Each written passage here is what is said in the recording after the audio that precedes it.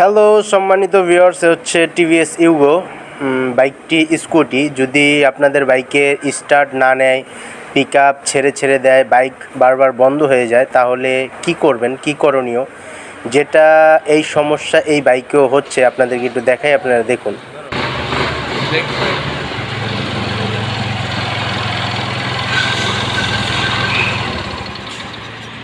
দাও আবার স্টার্ট দাও।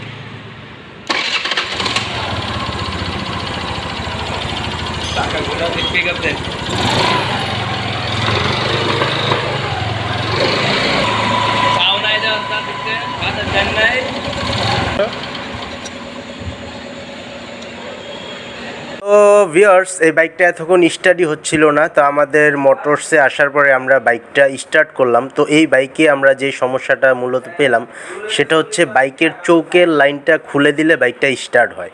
যখনই আমরা চৌকের লাইনটা আটকে দিই বা হাত দিয়ে অফ করে দিই, তখনই সাথে সাথে বাইকটা বন্ধ হয়ে যায়, যার কারণে বাইকটা স্টার্ট হচ্ছিল না, চোখের লাইনটা পুরোপুরি বন্ধ থাকার কারণে।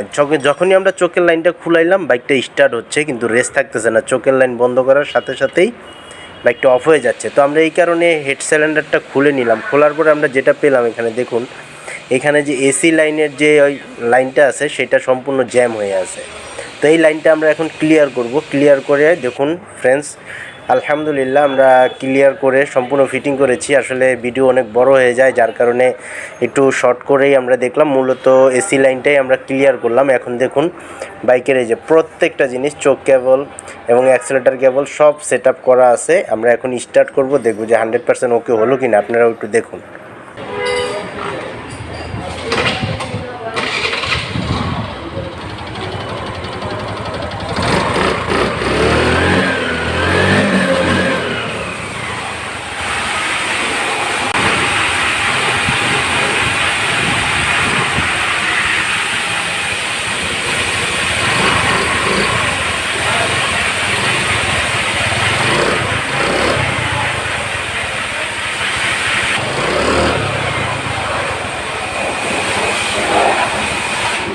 তো ভিউয়ার্স, আলহামদুলিল্লাহ বাইকটি এখন সম্পূর্ণ কমপ্লিট। মূলত এই বাইকটিতে প্রবলেম ছিল, এসি লাইন জ্যাম ছিল আর ভ্যালভের প্রবলেম ছিল। ভ্যালভ আর আমরা এসি লাইনগুলি ওকে করে দিয়েছি। বাইক এখন 100% ওকে। আপনাদের বাইকেও এরকম সমস্যা হলে চলে আসবেন আমাদের মোটরসে, সমাধান পেয়ে যাবেন ইনশাআল্লাহ।